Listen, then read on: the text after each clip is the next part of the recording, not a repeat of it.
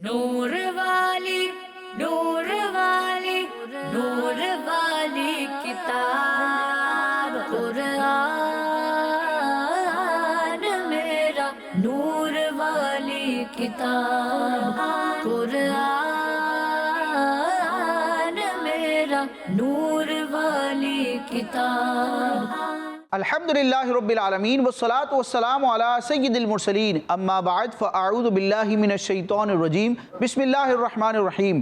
پڑھیے الصلاة والسلام علیکہ یا رسول اللہ الصلاة والسلام علیکہ یا رسول اللہ وعلی آلکہ و اصحابکہ یا حبیب اللہ وعلی آلکہ و اصحابکہ یا حبیب اللہ الصلاة والسلام علیکہ یا نبی اللہ الصلاة والسلام علیکہ یا نبی اللہ وعلی آلکہ و اصحابکہ یا نور اللہ وعلی آلکہ و اصحابکہ یا نور اللہ. کڈز مدنی چینل کے ناظرین اور پیارے پیارے بچوں، پروگرام کا نام ہے نور والی کتاب، اور آپ کو معلوم ہے کہ اس پروگرام میں ہم نور والی کتاب سے متعلق یعنی قرآن پاک سے متعلق ہی پیاری پیاری باتیں کرنے کی، سننے، سیکھنے اور سمجھنے سمجھانے کی کوشش کرتے ہیں. ہمارے اس پروگرام میں مختلف سیگمنٹس ہوتے ہیں، تقریباً ہر سیگمنٹ ہی میں ہم قرآن مجید سے متعلق مختلف قسم کی باتیں کرنے کی سعادت پاتے ہیں. ہمارے ساتھ پیارے پیارے بچے بھی موجود ہوتے ہیں، کڈز مدنی چینل کے قاری صاحب بھی موجود ہوتے ہیں جو ہمیں پہلے سیگمنٹ میں قرآن مجید کی تلاوت سناتے ہیں. آج دیکھتے ہیں کہ ہمارے ساتھ یہ قاری صاحب کون ہیں، ان کا نام کیا ہے اور آج ہمیں یہ کون سی سورت کی تلاوت سنائیں گے. اس کے بعد ہم آگے سیگمنٹس کو بڑھائیں گے، لیکن ابتدا میں ہم درود پاک کی فضیلت کو اپنے پروگرام میں شامل کرتے ہیں. چنانچہ اللہ پاک کے آخری نبی رسول عربی صلی اللہ تعالی علیہ وآلہ وسلم نے ارشاد فرمایا، زینوا مجالسکم بالصلاۃ علیہ فإن صلاتکم علیہ نور لکم یوم القیامہ او کما قال. اس کا مطلب، اس کا معنی اور مفہوم اور خلاصہ یہ ہے کہ نبی کریم علیہ السلام نے ارشاد فرمایا، تم اپنی مجلسوں کو، اپنی گیدرنگز کو مجھ پر درود پاک پڑھ کر آراستہ کرو، ڈیکوریٹڈ کرو، کیونکہ تمہارا مجھ پر درود پاک پڑھنا بروز قیامت تمہارے لیے نور ہوگا. ماشاءاللہ. تو کتنی پیاری حدیث ہے. اللہ پاک ہمیں قیامت کے دن اس مبارک نور سے حصہ پانے کی نیت سے کثرت کے ساتھ درود پاک پڑھنے کی توفیق عطا فرمائے، اور ہر محفل میں جہاں ہم بیٹھیں، جہاں مسلمانوں کی گیدرنگ ہو، ہمارا اجتماع ہو، ہم موجود ہوں، دوستوں کے ساتھ بیٹھیں، گھر والوں کے ساتھ بیٹھیں، رشتہ داروں کے ساتھ بیٹھیں، جہاں بیٹھیں وہاں اپنے پیارے آقا علیہ السلام کا ذکر خیر بھی کریں، درود پاک بھی پڑھیں، تو انشاءاللہ عز و جل اس فضیلت سے ہمیں حصہ ملے گا. مل کے درود پاک پڑھتے ہیں. صلو علی الحبیب صلی اللہ تعالی علی محمد. کڈز مدنی چینل کے ناظرین اور پیارے پیارے بچوں، جیسے کہ میں نے آپ کو بتایا کہ اس پروگرام میں ہم مختلف سیگمنٹس کرتے ہیں. ہر سیگمنٹ میں قرآن مجید سے متعلق گفتگو ہوتی ہے، لیکن سب سے پہلا سیگمنٹ بڑا برکت والا ہے جس میں قرآن مجید کی تلاوت ہوگی. تلاوت کون کرے گا؟ یہ ہمارے قاری صاحب کریں گے، اور اس کے بعد ہم علم تجوید سے متعلق یعنی کہ قرآن مجید کو درست انداز میں پڑھنے کے جو قواعد علماء نے، قاری حضرات نے بیان کیے ہیں، تحریر کیے ہیں، ان میں سے کسی اصول اور قاعدے کو سمجھنے کی کوشش کریں گے. یہ چھوٹا سا ہمارا لرننگ سیشن ہوگا، اور یہ گویا کہ چھوٹی سی ہماری کلاس ہوگی. اور اس سیگمنٹ کا بچوں نام ہی ہے تجوید کلاس. اس سیگمنٹ کا نام ہی ہے تجوید قرآن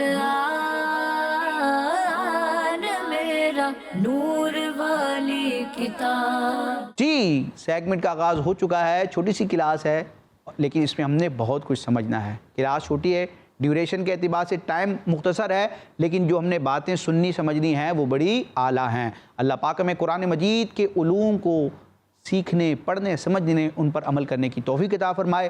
بڑھتے ہیں اپنے قاری صاحب کی جانب اور دیکھتے ہیں کہ قاری صاحب کون ہیں اور کیا ہمیں سنانے والے ہیں. کیسے ہیں قاری صاحب؟ ٹھیک ہیں آپ؟ الحمدللہ رب العالمین علی کل حال. ماشاءاللہ. قاری صاحب سب سے پہلے اپنا نام بتائیں گے ہمیں. محمد علی اتاری. محمد علی اتاری. محمد علی اتاری، آج کے اس ایپیسوڈ میں آپ ہمیں قرآن مجید کی کس سورت کی تلاوت سنانے جا رہے ہیں؟ آج میں آپ کو سورۃ التکویر مکیہ کی تلاوت سناؤں. ماشاءاللہ. میرے سوال کرنے سے پہلے ہی میرے ایک سوال کا جواب آپ نے دے دیا، لیکن پھر بھی میں آپ سے 3 سوال کروں گا ترتیب کے ساتھ. ہم ہر قاری صاحب سے یہ سوال پوچھتے ہیں.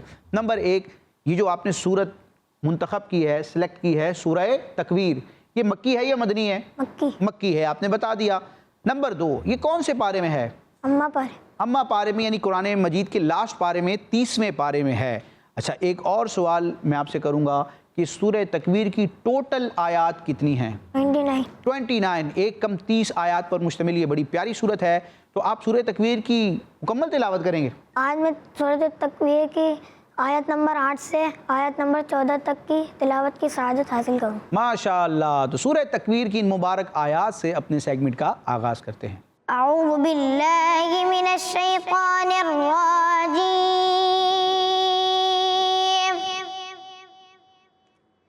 بسم اللہ الرحمن الرحیم،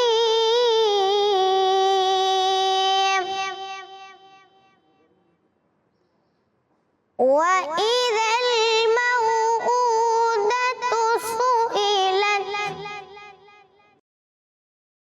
بِأَيِّ ذَنبٍ قُتِلَتْ وَإِذَا الصُّحُفُ نُشِرَتْ وَإِذَا السَّمَاءُ كُشِطَتْ وَإِذَا الْجَحِيمُ سُعِّرَتْ وَإِذَا الْجَنَّةُ أُزْلِفَتْ عَلِمَتْ نَفْسٌ مَّا أَحْضَرَتْ آمنت باللہ صدق اللہ العظیم۔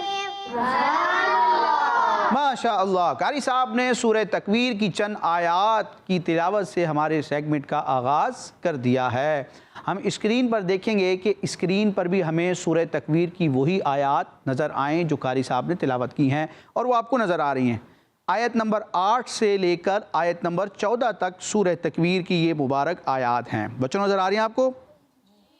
اس میں آپ کو بہت سارے کلمات بھی نظر آ رہے ہیں اور ان کے اوپر نیچے لگے ہوئے بہت سارے اعراب بھی نظر آ رہے ہیں، اور جنہوں نے مدنی قاعدہ پڑھا ہے، علم تجوید کی کتابیں پڑھی ہیں، تو ان کو علم تجوید کے بہت سارے اصول اور قاعدے بھی نظر آ رہے ہیں۔ ٹھیک ہے، نظر آ رہے ہیں مطلب سمجھ میں آ رہا ہے کہ فلاں مقام پر وہ قاعدہ لگ رہا ہے، فلاں مقام پر وہ قاعدہ لگ رہا ہے، کہیں اظہار ہوگا تو کہیں اخفا ہوگا، صحیح ہے، کہیں اقلاب ہوگا تو کہیں میم ساکن کا قاعدہ لگے گا، کہیں مد کا قاعدہ لگے گا۔ ایسا ہے کہ نہیں ہے؟ آپ غور کرتے چلے جائیں گے تو آپ کو قرآن مجید کی ہر آیت میں متعدد یعنی بہت سارے قواعد بھی نظر آئیں گے۔ آج میں آپ کی توجہ دلاؤں گا ایک قاعدے کی جانب جو بڑا آسان، بڑا مختصر ہے، اور اس کا استعمال بھی قرآن مجید میں کئی مقامات پر ہوتا ہے۔ اور بچوں، اس قاعدے کا تعلق ہے نون ساکن اور تنوین کے ساتھ۔ کس کے ساتھ؟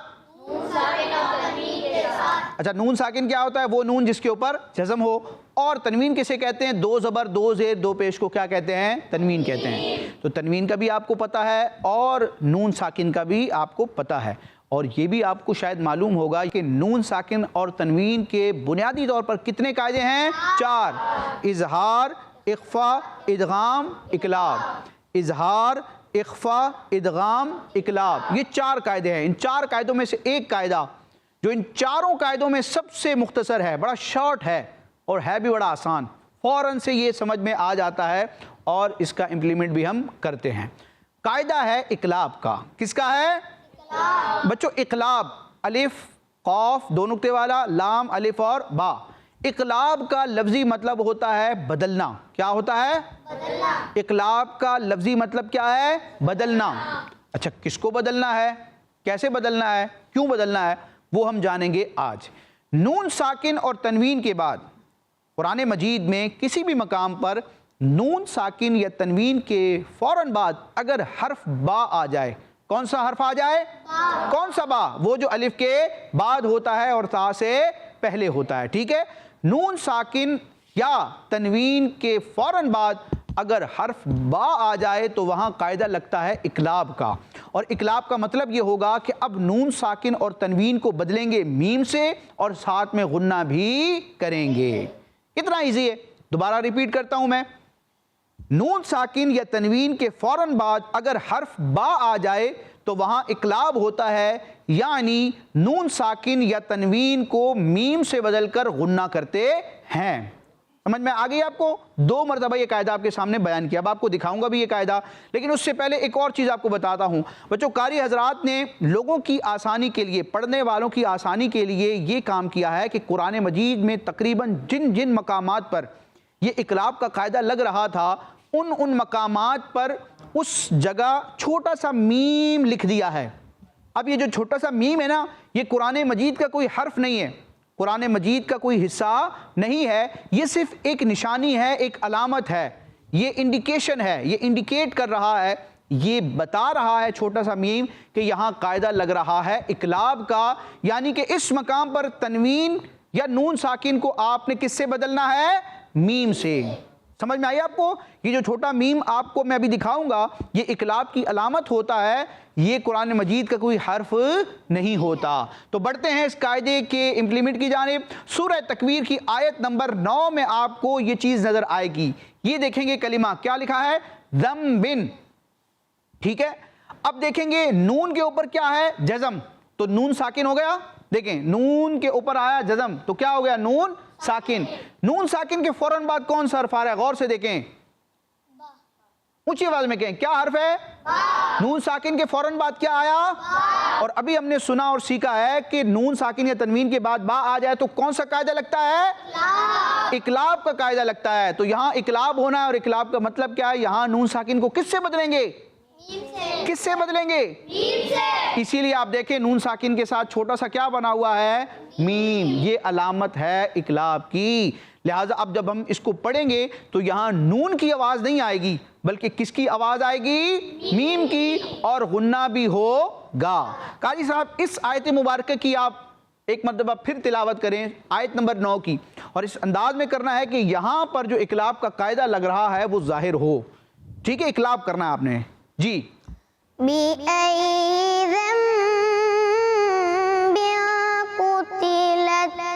ماشاءاللہ، قاری صاحب نے بڑے خوبصورت انداز میں اقلاب کرنے کی سعادت پائی ہے. اللہ پاک ہمیں ان قواعد کو سمجھنے اور ان کے مطابق درست انداز میں قرآن مجید پڑھنے کی توفیق عطا فرمائے. آمین. ہم اپنے اس پررحم نور والی کتاب کے دوسرے سیگمنٹ کی جانب اب بڑھیں گے، اور اس سیگمنٹ میں ہم قرآن مجید کی مختلف صورتوں اور آیتوں کی فضائل جانیں گے. مختلف صورتوں اور آیتوں کے بچوں فضائل ہوتے ہیں، فوائد ہوتے ہیں، دنیا میں بھی اور آخرت میں بھی. نبی کریم صلی اللہ علیہ وسلم نے امت کی آسانی کے لیے، امت کی رہنمائی کے لیے قرآن پاک کے بھی فضائل بیان کیے، اور قرآن مجید کی مختلف صورتوں اور آیات کے بھی فضائل بیان کیے ہیں، تاکہ میرے امتی ان فضائل کو سن کر ان کو پانے کی کوشش کریں. تو ہمارے سیگمنٹ کا بنیادی مقصد بھی یہ ہوگا کہ جو فضیلت ہم سنیں گے، کوشش کریں گے کہ اس فضیلت کو حاصل کرنے کے لیے ہم ان صورتوں اور آیتوں کی تلاوت کیا کریں، اپنا معمول بنائیں جن کا یہاں پر ذکر ہوگا. تو دیکھتے ہیں آج کون سی صورت ہے جس کی فضیلت جانیں گے، اور اس صورت کو جاننے سے پہلے بڑھتے ہیں اس سیگمنٹ کے نام کی جانب. سیگمنٹ کا نام ہے سورت اور آیات کے فضائل. سورت اور آیات کے قرآن میرا نور والی کتاب. جی، سورت اور آیات کے فضائل. بچوں آج جس سورت کی فضیلت جانیں گے اس سورت کا نام ہے سورہ فاتحہ. کیا نام ہے؟ سورہ فاتحہ. سورہ فاتحہ کی کیا فضیلتیں ہیں، کیا برکات ہیں، اور یہ کتنی عظمت والی سورت ہے، اور اس سورت کی وجہ سے شیطان کو کتنا دکھ ہوتا ہے، کتنا نقصان ہوتا ہے، وہ ہم جانیں گے. چنانچہ امام جلال الدین سیوطی شافعی رحمۃ اللہ تعالی علیہ فرماتے ہیں، ابلیس یعنی شیطان 4 مرتبہ چیخیں مار کر رویا. یعنی 4 مرتبہ ایسا ہوا کہ ابلیس جو شیطان ہے، ٹھیک ہے، وہ دھاڑے مار کر اونچی آواز میں رویا. اور بندہ روتا کب ہے؟ کہ جب اس کو کیا ہو؟ تکلیف ہوتی ہے. ٹھیک ہے، جب اس کو تکلیف ہوئی تھی. 4 ایسے واقعات ہیں جن کی وجہ سے شیطان کو بڑی تکلیف ہوئی تھی. وہ 4 واقعات کون سے ہیں؟ چنانچہ امام جلال الدین سیوطی شافعی رحمۃ اللہ تعالی علیہ فرماتے ہیں کہ ابلیس یعنی شیطان 4 مرتبہ چیخیں مار کر رویا. ایک مرتبہ جب اس پر لعنت برسی، جب اللہ تبارک و تعالی نے اس کو جنت سے نکالا حضرت آدم علیہ السلام کی بے ادبی اور گستاخی کرنے اور آپ کو سجدہ تعظیمی نہ کرنے کی وجہ سے، اللہ کا حکم نہ ماننے کی وجہ سے اللہ تبارک و تعالی نے شیطان کو جنت سے نکالا، اس کو کافر قرار دیا اور اس پر لعنت کی. تو جب اس پر لعنت برسی اس وقت وہ چیخیں مار کر رویا.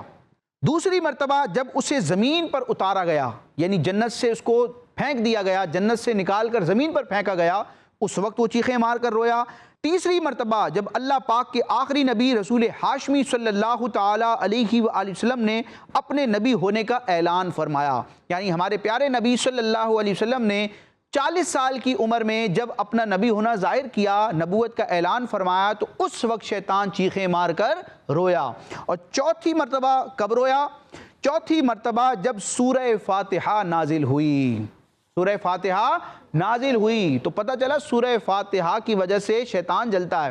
تو اللہ پاک ہمیں شیطان کے شر سے بچائے، اور شیطان کو اور غم میں مبتلا کرنے کے لیے، اس کو اور رلانے کے لیے انشاءاللہ ہم سورہ فاتحہ کی تلاوت کرتے رہیں گے، اس کی برکتیں پاتے رہیں گے۔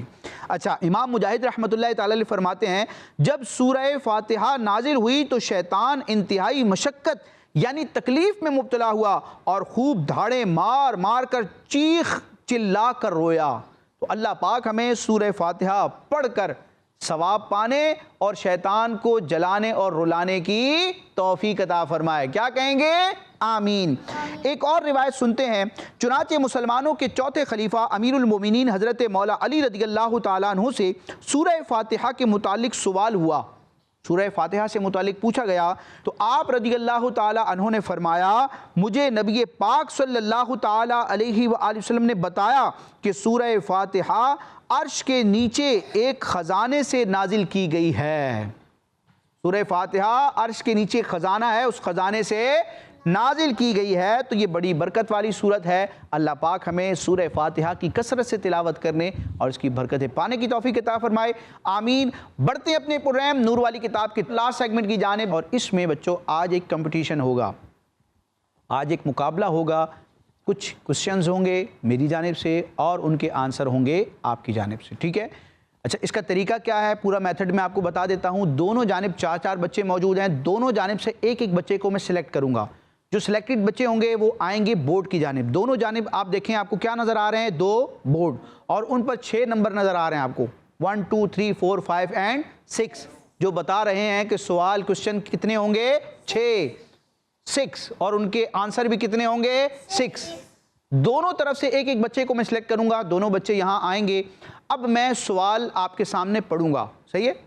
میں آپ کے سامنے سوال پڑھوں گا، آپ دونوں بچوں نے سوال سننا ہوگا، سمجھنا ہوگا، جواب ذہن میں سوچنا ہوگا، جو جواب ان کو سمجھ میں آئے اس کو اپنے سامنے رکھی ریڈ کلر کی باسکٹ میں تلاش کرنا ہوگا۔ اب جواب ٹوکری میں کیسے ملے گا؟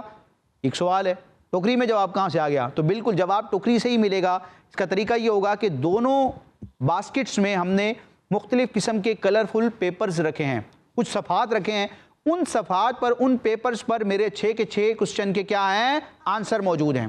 سوال سن کے آپ نے جواب سمجھنا ہے اور پھر اس جواب کو تلاش کرنا ہے۔ جس پیپر پر آپ کو آپ کے سوال کا جواب مل جائے اس کو آپ اٹھائیں گے، سلیکٹ کریں گے، اور جو سوال کا نمبر ہے اس سیکوینس کے ساتھ آپ 1 2 3 4 5 6 پر کیا کرتے رہیں گے، پن کرتے رہیں گے۔ اس دوران نہ کسی سے پوچھنا ہے، نہ آپ لوگوں نے ان کو بتانا ہے، نہ ان بچوں نے ایک دوسرے کے بورڈ کو دیکھنا ہے، چیٹنگ نہیں کرنی، ٹھیک ہے؟ خود کوشش کرنی ہے، دیکھیں گے کہ کون آگے بڑھتا ہے۔ سیگمنٹ کا نام سنتے ہیں، سیگمنٹ کا نام ہے جواب ڈھونڈیں۔ کیا نام ہے؟ جواب قرآن میرا نور والی کتاب۔ جی، جواب ڈھونڈنا ہے، کون ڈھونڈے گا؟ رائٹ سائڈ پر میرے 4 بچے موجود ہیں، 1 2 3 4، کون آنا چاہے گا؟ جی، تو یہاں سے دوسرے نمبر پر جو موجود ہے اپنا نام بتائیں گے مائک پر۔ علی رضا۔ جی علی رضا بھائی، اگر آپ کو ہم سلیکٹ کرتے ہیں تو جواب ڈھونڈ سکیں گے آپ؟ جی۔ غلطی تو نہیں کریں گے؟ نہیں۔ چلیں آ جائیں، پھر آپ مائک رکھ دیں گے یہاں پر، وہاں بورڈ کے پاس آپ پہنچیں گے۔ جی، علی رضا کے مقابلے میں لیفٹ سائڈ سے کون آنا چاہے گا؟ ماشاءاللہ، یہاں بھی 2 3 ہاتھ کھڑے، 4 ہاتھ کھڑے ہو چکے ہیں ماشاءاللہ۔ تو لاسٹ میں جو بچے بیٹھے اپنا نام بتائیں گے مائک پر۔ محمد حبان رضا اتاری۔ ماشاءاللہ، بڑا یونیک نام ہے، بڑا پیارا نام ہے، محمد حبان رضا اتاری۔ حبان رضا اتاری، ہا با الف اور نون اور با کے اوپر تشدید ہے، حبان رضا اتاری۔ آپ کو سلیکٹ کر لیں ہم؟ جی۔ چلیں پھر آپ مائک رکھیں گے اور بورڈ کی جانب پہنچیں گے۔ ماشاءاللہ، ہم نے دونوں بچوں کو سلیکٹ کر لیا۔ یہاں پر ہمارے رائٹ سائڈ پر ہیں علی رضا اور لیفٹ سائڈ پر ہیں حبان رضا۔ جی، تو اس مقابلے کا ہم آغاز کرنے جا رہے ہیں بچوں۔ دونوں سے میں پہلا کوسچن کروں گا، کوسچن سیم ہوگا، آنسر بھی اگر سیم ہوا اور رائٹ ہوا تو دونوں کا جواب درست ہوگا۔ جی پہلا سوال آپ دونوں بچوں سے یہ ہے کہ وہ کون سے الفاظ ہیں جو صرف اقامت میں کہے جاتے ہیں اذان میں نہیں کہے جاتے؟ ویسے اقامت اور اذان دونوں میں کلمات سیم ہوتے ہیں، لیکن اقامت میں کچھ اضافی الفاظ ہوتے ہیں، وہ کون سے ہیں جو اذان میں نہیں ہوتے؟ بھئی جماعت کھڑی ہونے سے پہلے مکبر صاحب، مؤذن صاحب اقامت کہتے ہیں نا، تو وہ اذان والے ہی کلمات ریپیٹ کرتے ہیں، لیکن دو ایسے کلمات ہوتے ہیں کہ جو اذان میں نہیں ہوتے، صرف اقامت میں ہوتے ہیں، وہ کون سے ہیں بتائیں گے؟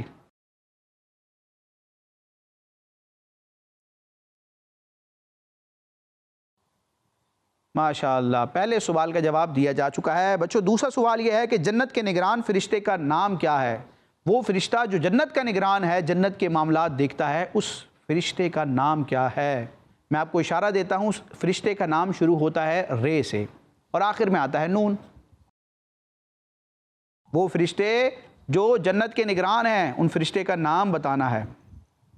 تیسرا سوال یہ ہے کہ کون سے نبی علیہ السلام کا یہ معجزہ تھا کہ وہ مردوں کو زندہ کیا کرتے تھے، جس کو قرآن میں بھی بیان کیا گیا ہے؟ بچوں چوتھا سوال یہ ہے کہ ان شانئک ھو الابتر، یہ آیت مبارکہ کون سی سورت کی آیت ہے؟ ان شانئک ھو الابتر کون سی سورت کی آیت ہے؟ پانچواں سوال یہ ہے کہ کسی مسلمان کو مسکراتا دیکھ کر کون سی دعا پڑھنی چاہیے؟ عربی میں وہ دعا ہے جو حدیث پاک میں بھی تعلیم کی گئی ہے کہ کوئی مسلمان مسکرا رہا ہو تو اس کو دیکھ کر ہمیں وہ دعا پڑھنی چاہیے۔ وہ کون سی دعا ہے وہ تو بعد میں پتہ چلے گا، میں بتاؤں گا آپ کو، اس کا معنی بھی آپ کو بتاؤں گا۔ بچوں لاسٹ کوشچن، آخری سوال آپ دونوں سے یہ ہے کہ بیت المقدس مسلمانوں کا پہلا قبلہ کس ملک میں ہے؟ اس کو بیت المقدس بھی کہتے ہیں اور بیت المقدس بھی کہتے ہیں، دونوں اعراب موجود ہیں۔ بیت المقدس کون سے ملک میں موجود ہے؟ جی 6 کے 6 سوالات کے جوابات مکمل ہو چکے ہیں۔ حبان رضا آپ اس طرف آئیں گے۔ ماشاءاللہ 6 کے 6 جوابات دینے کی کوشش کی گئی ہے، دیکھتے ہیں کہ کس کا جواب کہاں تک درست ہے۔ تو پہلا سوال بچوں یہ تھا کہ وہ کون سے الفاظ ہیں جو صرف اقامت میں کہے جاتے ہیں، اذان میں نہیں کہے جاتے، اور وہ الفاظ ہیں قد قامت الصلاۃ، اس کا مطلب ہے تحقیق بے شک نماز کی جماعت کھڑی ہو گئی، نماز کی جماعت کھڑی ہو گئی۔ تو دونوں جانب قد قامت الصلاۃ کہا گیا، دونوں کا جواب درست ہے۔ جنت کے نگران فرشتے کا نام کیا ہے؟ تو وہ فرشتے جو تمام جنت کے نگران ہیں اللہ تبارک و تعالیٰ کی رحمت سے، ان کا نام ہے حضرت رضوان علیہ السلام۔ ان دونوں کا جواب درست ہے۔ ماشاءاللہ۔ اور جو جہنم کے نگران فرشتے ہیں ان کا نام ہے حضرت مالک علیہ السلام، ٹھیک ہے؟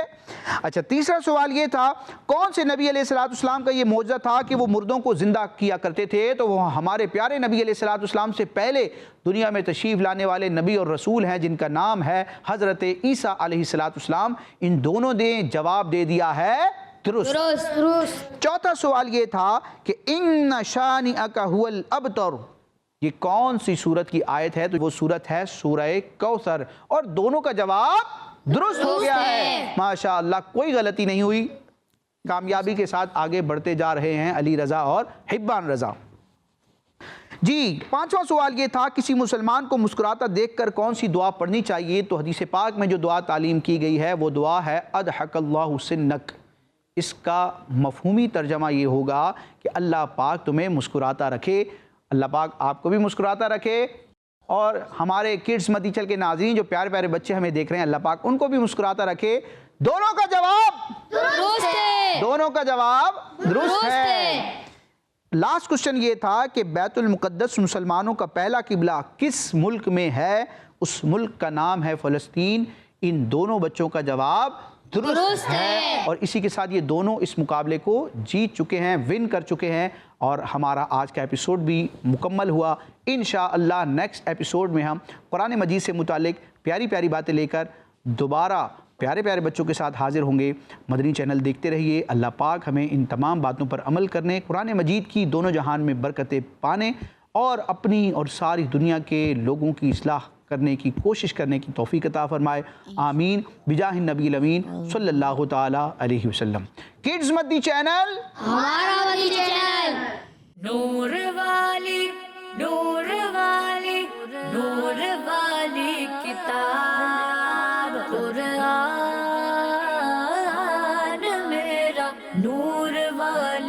کتاب قرآن میرا نور والی کتاب. بچوں کا مدنی چینل آ گیا, بچوں کا آ گیا